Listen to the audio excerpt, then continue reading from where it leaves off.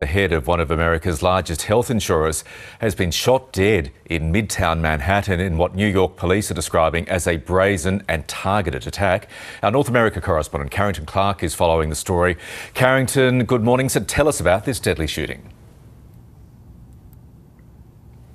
Yeah, so the killing of Brian Thompson occurred just out the Hilton in midtown Manhattan at around 6:45 this morning. As you say, the New York police have described this as a brazen targeted attack.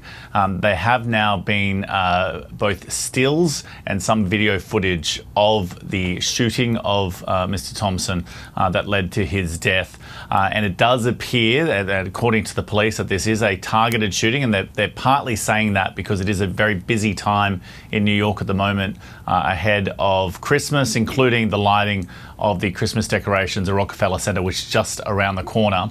Now, Mr. Thompson is the CEO of one of America's largest health insurance companies. He was there at this particular hotel ahead of the annual investor conference, and it appears that the killer was waiting outside.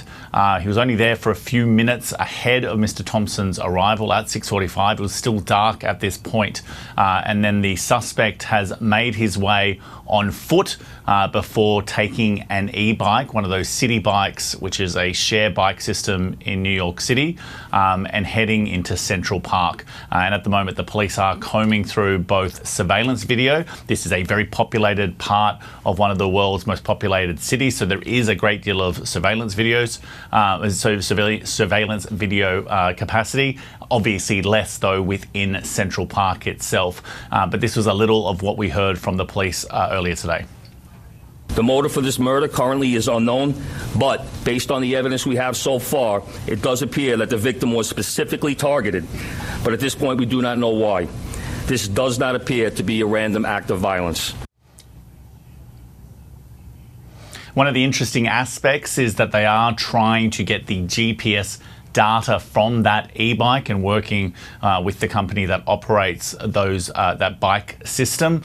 And the way that the suspect operated the gun seems to be a crucial piece of evidence. The suggestion is that it jammed at one point, and the perpetrator was then able to unjam that weapon, which shows some level of proficiency. The police have offered a $10,000, that's a US dollar reward, for any information that leads to finding this suspect. Stunning story. Carrington, thank you.